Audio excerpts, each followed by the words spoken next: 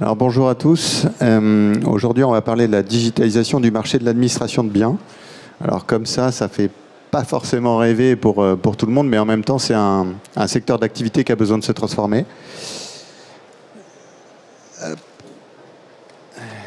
Alors, voilà. Donc, je vais commencer par me présenter. Je m'appelle Arnaud Dufour. Je suis directeur marketing digital et expérience client chez Foncia depuis 1 an. J'ai un passé en fait dans des grands groupes comme Sodexo, La Poste, mais aussi dans des petits groupes à taille vraiment humaine. Donc ça peut être des startups, des fonds d'investissement, des PME. Et je suis accompagné aujourd'hui de Thomas.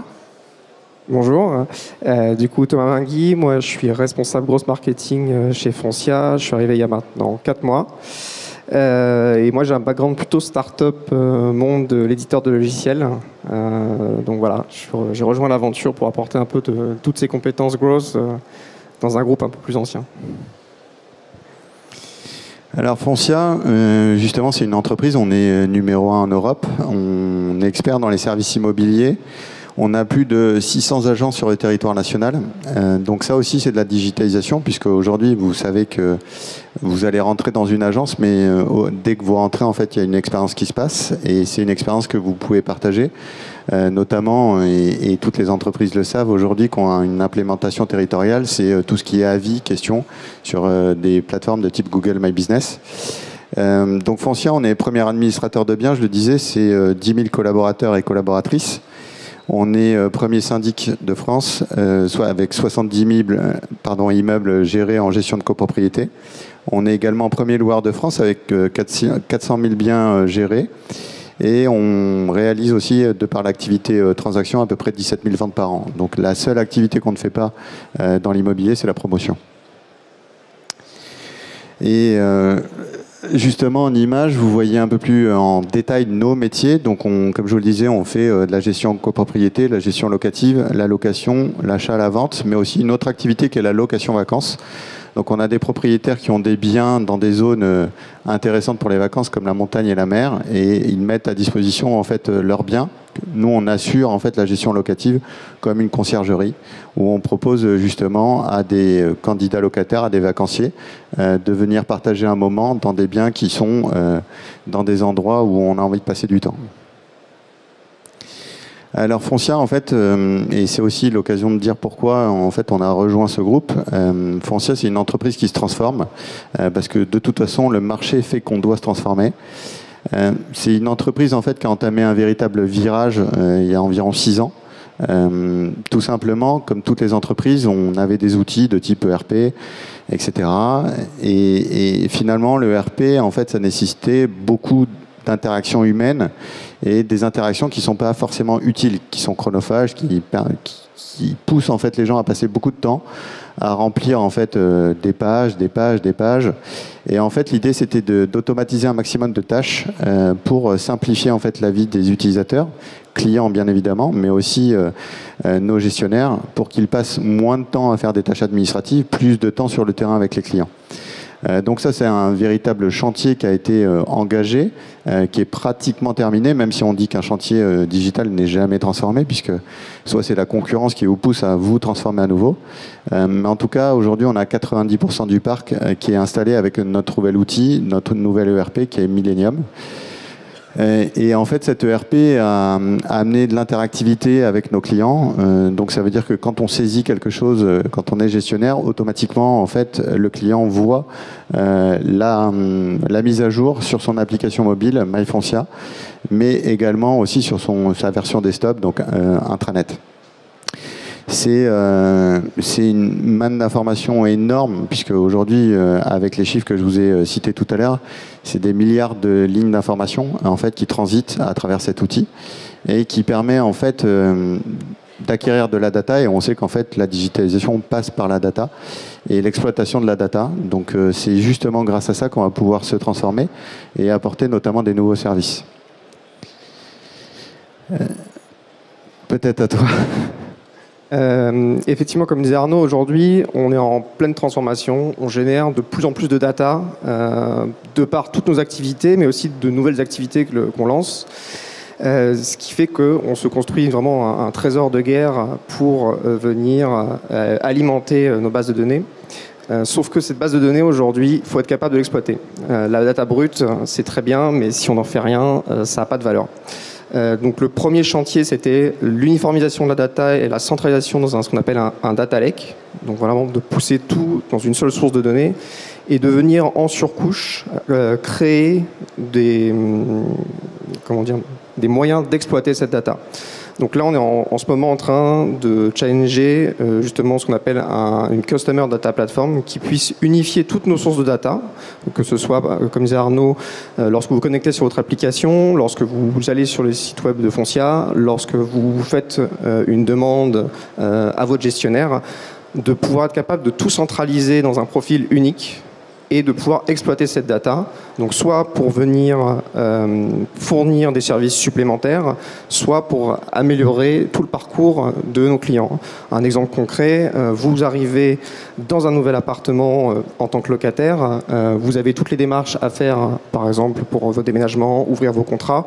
L'objectif, c'est d'être capable de fournir au bon moment soit de l'aide pour rediriger vers un prestataire ou une aide, entre guillemets, pour fournir un contenu sur si vous êtes un premier locataire, qu'est-ce que vous devez faire dans votre premier logement. Et voilà, l'objectif, c'est vraiment d'améliorer et de fluidifier tous nos parcours clients et aussi nos parcours prospects. Ça, c'est un gros enjeu actuellement, d'avoir une continuité d'expérience et d'être beaucoup plus customer-centrique. Ouais, et comme le disait Thomas, en fait, globalement, on touche à quelque chose de très très important quand on touche au logement de la personne.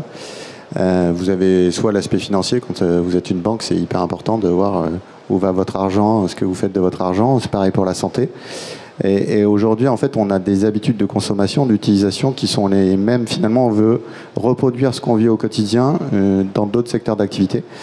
Et donc, je prends souvent cet exemple. Donc, je sais qu'il y a des personnes que j'ai vues hier, où je l'ai cité aussi, mais si on habite tous dans le même immeuble et que l'ascenseur est en panne, le premier qui va se lever, il va détecter en fait qu'il y a un problème dans l'ascenseur. L'objectif, c'est qu'on vienne capter avec la data que vous êtes aussi propriétaire, occupant d'un appartement dans le même immeuble et de vous alerter que l'ascenseur est en panne. Donc on va vous prévenir avant. Donc vous allez vous dépêcher à prendre votre café. Vous n'allez pas en prendre un deuxième et vous allez malheureusement prendre les escaliers pour descendre. Mais heureusement, avec la techno d'aujourd'hui, quand l'action va être réalisée et que l'ascenseur va être réparé, on va vous informer que vous allez pouvoir entrer sereinement avec Foncia. Malheureusement, on ne pourra pas appeler l'ascenseur encore. Ça arrivera peut-être dans quelques mois. Mais en tout cas, l'idée, c'est ça, c'est de vous apporter du service. Comme aujourd'hui, vous pouvez booker un rendez-vous chez un médecin et qu'on vous informe en fait que le rendez-vous arrive dans quelques instants. Donc c'est aussi ça l'objectif. Peut-être tu peux continuer un petit peu là-dessus Ouais, effectivement, comme disait Arnaud, il y a aussi cette notion de décloisonner nos activités, d'être capable d'apporter le bon service au bon moment, d'améliorer la satisfaction de nos clients et de construire finalement une sorte de marketplace autour de toutes nos offres.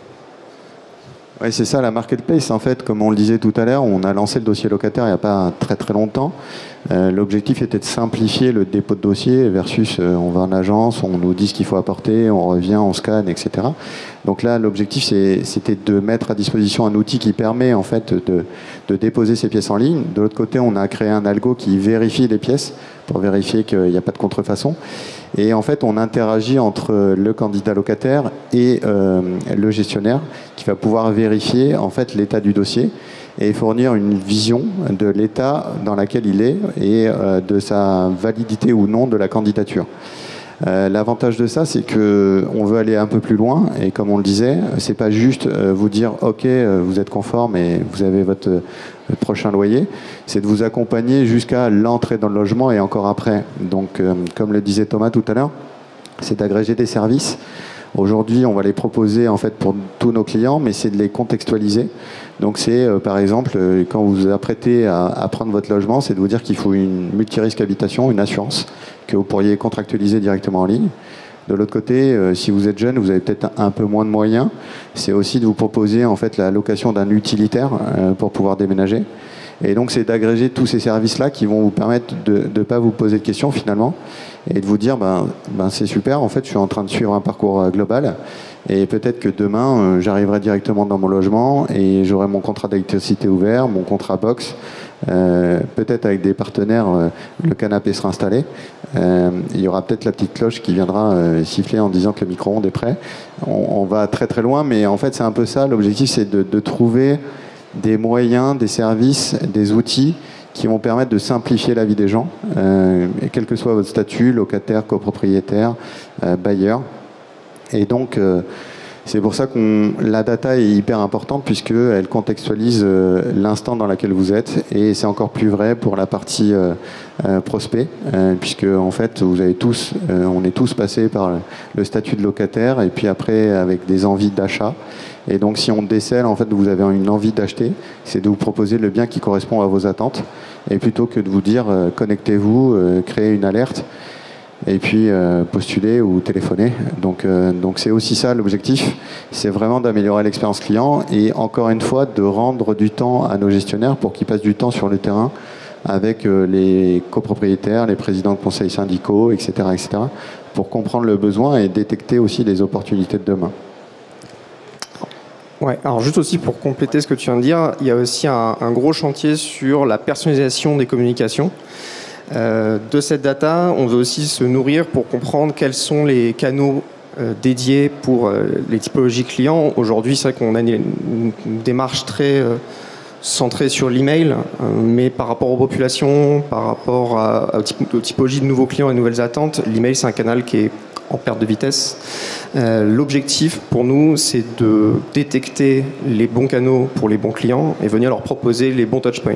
De dire effectivement peut-être sur des populations plus digitales natives, passer par le SMS, par le push ou tout simplement par Messenger et WhatsApp et conserver l'emailing pour des populations peut-être un peu moins adeptes des nouvelles technologies, et tout en ayant aussi cette vision d'un emailing plus performant, de se dire, moi en tant que copropriétaire, je vais ouvrir mes emails le week-end, donc Foncia va me pousser mes emails le week-end parce que c'est le bon moment pour moi et je l'ai détecté. J'ai suffisamment d'historique sur mon client pour savoir que c'est le bon moment pour lui. Et de tous ces points de contact, encore une fois, lever les frictions, arrêter d'envoyer des emails pour qu'ils tombent dans les spams, arrêter d'envoyer des emails pour qu'ils soient non lus, et se dire finalement je crée une relation privilégiée avec mes clients. Et comme le rappelait Arnaud aussi, essayer de faire en sorte que les gestionnaires passent moins de temps sur des requêtes de traitement de faible valeur ajoutée et plus dans la relation avec les clients. Et vraiment de construire finalement cette relation du futur avec nos clients. Et encore une fois, ça passe vraiment par ce chantier de la data, de connaître nos clients et encore une fois de leur apporter de la valeur et très, très customer-centrique. Et pour reboucler la boucle par rapport au départ, justement, Foncia s'est transformé il y a 6 ans, mais aussi le fait d'ouvrir ses chakras et en fait d'ouvrir les opportunités, de séduire entre guillemets des talents ou des personnes qui étaient dans d'autres secteurs d'activité, puisque l'immobilier, c'est quelque chose dont on est tous dépendants, on est tous sous un toit. En revanche, on oublie parfois, et on l'a vu avec la banque, toutes les néobanques qui sont sorties, toutes les assurances, effectivement, ça a besoin de se transformer puisque, en fait, des générations qui arrivent, même nous d'ailleurs, ont l'habitude d'être sur smartphone, ont l'habitude d'être sur les réseaux sociaux, ont l'habitude, en fait, d'avoir des activités assez simples. Vous prenez un billet d'avion, vous avez votre billet dans votre toilette, ça vous avertit que en fait l'avion est retardé ou pas, ça vous met une petite notification comme quoi vous avez votre billet à portée de main. Et c'est aussi pour ça que on reboucle avec des talents et qu'on arrive à les attirer, puisque c'est ce challenge qui fait qu'ils ont envie de participer à ce changement. Et c'est ça qui est essentiel de comprendre, c'est vraiment d'essayer d'apporter de la valeur en apportant des nouvelles ressources, en apportant des personnes, des cerveaux, des mains, qui ont l'habitude ou qui ont travaillé dans des secteurs complètement différents pour nous challenger, être motivés et apporter vraiment leur petite touch, comme disait Thomas juste à côté, qui vont permettre à Foncia encore plus de se transformer. Ouais, et effectivement, c'est un gros chantier. Alors, c'est vrai, comme je vous disais, moi, je viens du monde de la start-up, un monde où les choses vont assez vite, où on a l'habitude de challenger, entre guillemets, des acteurs historiques. Et ce qui est assez intéressant, c'est qu'aujourd'hui, je trouve qu'il y a un vrai changement de mindset dans les grands groupes. Il y a de plus en plus besoin d'aller chercher de la compétence, de renouveler, et justement de tirer profit de ce marché qui est en transformation. Déjà en transformation parce qu'en tant que consommateur, les attentes ne sont plus les mêmes, mais aussi en tant que salarié. Voilà, on cherche effectivement plus d'agilité, plus de capacité à transformer la boîte. Et voilà, moi, de mon expérience, c'est vrai que quand on m'a présenté Foncia pour la première fois, je me suis dit c'est vrai que c'est une boîte un peu à l'ancienne, que je connaissais parce que j'avais une agence pas très loin de chez moi et je regardais les vitrines, mais voilà, pas plus l'entreprise. Et finalement, c'est vrai que sur le papier, en fait, le projet est hyper intéressant. C'est se dire, voilà, on est une boîte qui veut se transformer parce que c'est le moment, les consommateurs, l'entreprise, tout est aligné. Et vraiment, il y a cette culture de mettre en place plein de nouvelles choses, de tester, de se digitaliser. Et c'est hyper intéressant parce que je trouve qu'il y a une vraie ADN de transformation, comme tu disais, avec à la fois le développement d'un nouvel ERP, le développement de toute la partie marketing digital. Et moi, c'est un chantier que j'ai rejoint parce que voilà, je retrouvais des choses que j'avais pu initier côté startup, mais avec une vision beaucoup plus long terme et une vision beaucoup plus aussi structurée. Et ce qui manque parfois dans ce côté un peu start-up où on veut mettre en place des choses très très vite, on veut tester, itérer, et on n'a pas forcément la capacité de se projeter sur une vision long terme. Et moi, depuis 4 mois chez Foncia, j'essaye d'insuffler un peu cette culture growth, de tester des choses, d'internaliser aussi un peu la compétence, de décloisonner encore une fois, parce qu'il y a aussi énormément ces sujets-là, souvent dans les entreprises, c'est qu'on a un focus très spécifique, on se dit, bon voilà, moi mon scope c'est l'acquisition, je me concentre sur le prospect, une fois que le prospect a été envoyé à mes équipes commerciales, c'est plus mon problème. Et là, pas du tout. L'objectif, c'est vraiment de créer aussi toute cette continuité d'expérience de prospects, clients et même référal client, voilà, de créer des parcours où nos clients deviennent des sponsors, sont capables de nous apporter encore plus de valeur, de retour. Et donc voilà, c'est tout ce qu'on essaie de construire et on essaie de bien s'entourer, ce qui est hyper important. Donc à vos CV, si vous avez envie de postuler. Voilà, non, globalement c'était ça un peu le message, c'est de se dire qu'aujourd'hui en fait tout est encore possible et que même si une transformation a lieu et a eu lieu depuis 6 ans, en fait elle continuera toujours. Et c'est cette confiance en fait que le groupe Foncia apporte, c'est de se dire que finalement c'est pas fini et on a encore de très beaux challenges devant nous. Merci à tous. Si vous avez des questions, n'hésitez pas.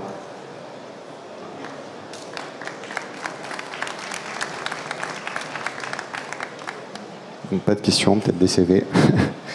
Merci.